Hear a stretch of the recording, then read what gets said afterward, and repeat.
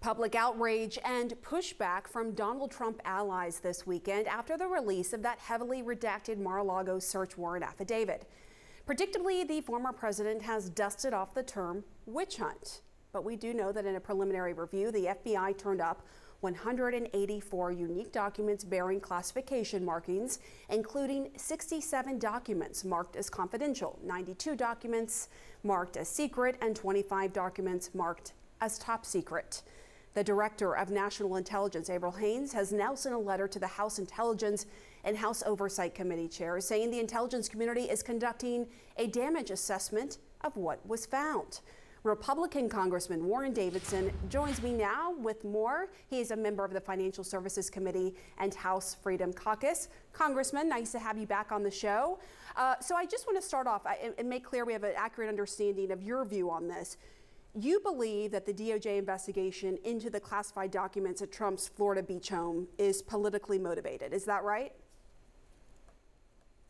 I have a hard time trusting the DOJ at this point. I think millions of Americans do. That's really disappointing. Part of the mandate Christopher Wray had when he took over was to try to depoliticize the agency after Director Comey, and clearly it's gotten more and more political. But what hasn't in this era?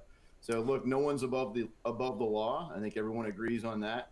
But there is a lot of suspicion with this activity. And when you look at the Presidential Records Act, there's always an ongoing debate between outgoing administrations and National Archives. This is still debated, with every presidency. But this is unprecedented in terms of the volume of classified information at a private residence, at the former president's private home. I mean, is it okay then for the former president to have all these top secret, sensitive national security documents just in a basement storage room and other rooms in his unsecured house?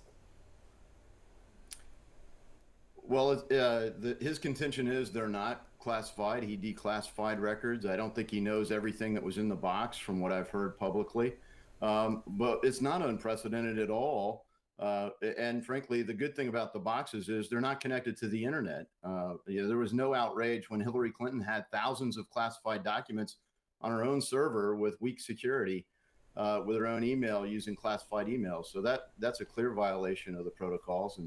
And so, right. I think the American people are sick of a double standard. They just want one standard, and they don't trust the FBI to deliver that.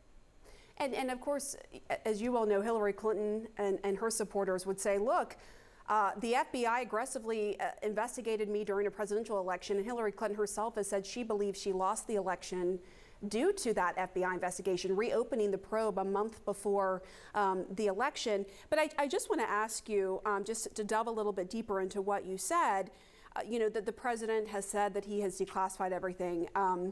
Are you comfortable, and you used to be an Army Ranger working with intelligence, are you comfortable with the idea that documents that were classified, that were meant to protect human sources and their identity, were in an unsecure location? I mean, is that something that you're okay with? Is that something that you think is okay to be in a basement storage room?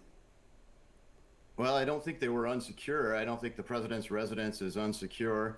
But yeah, look, he does have the clear authority to declassify things. Whether they should have been or not, once we know what was actually there, I guess we can debate whether it should have been declassified or not. But the president has the clear authority to do it. And as we know, one of the charges that the FBI is looking at is the Espionage Act. It doesn't matter whether or not it is classified or not when it comes to that charge in particular. But I just want to circle back on that. For you personally, as someone who has no doubt dealt with intelligence, dealt with classified information, I know you said in your contention it was secure because of the Secret Service, but the bottom line is there is video footage of people going in and out of the storage room where these classified documents were being held that were marked as top secret, including information about human sources, foreign spies for the U.S. Are you comfortable with that just being there in a room where people can just walk in and out of? Look, I'm positive that if the FBI had to cart off 15, 18 boxes, however many boxes of stuff, they spent all day looking for them, and they found out of those boxes of papers 184 documents. I don't think that they were unsecure. I don't think they were just pilfering through them. And I'm also confident if you went through anyone's presidential library, Barack Obama's, all the way back to Jimmy Carter's, HW's, at the immediate aftermath as they were sorting their papers out, there was an ongoing dialogue in every one of those administrations with the National Archives. What is unprecedented is for the FBI to conduct a raid because of a breakdown in that dialogue. There were lots of breakdowns in previous outgoing administrations with National Archives. So I think there's a Yeah. lot of suspicion that the FBI is very politicized, and this is just another instance of it. I hope that's not the case, but I am optimistic that Republicans are going to take back the House, and we're going to have very vigorous oversight of this topic and many others.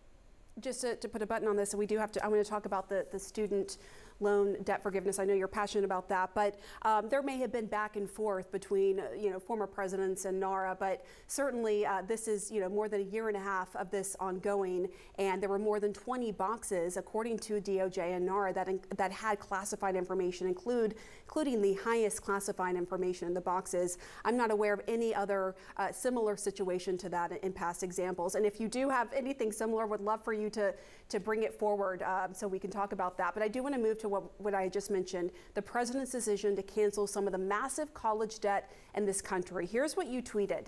This may be one of the dumbest, most unjust gifts from the Treasury ever. It's also unconstitutional. Joe Biden cannot simply give away hundreds of billions of taxpayer dollars without legislation.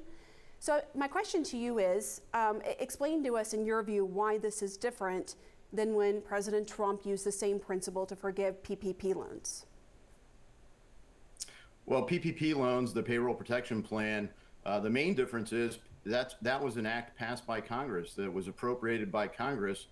So right there, President Trump just didn't decide to create the legislation. The whole point of the payroll protection loans was to pass through businesses to keep employees on payroll. So let's not forget the unemployment system was overwhelmed even with PPP. So what we did was we kept over 50 million people on payroll that would have otherwise been off of payroll. So we had hundreds of thousands of people in my district that were able to stay on payroll, no break in their benefits, no break in their paycheck. People that did get laid off that couldn't get PPP or had other big disruptions to their business and livelihoods, they were waiting weeks, in some cases months, to even get an unemployment check, and that was diminished from what their previous pay was.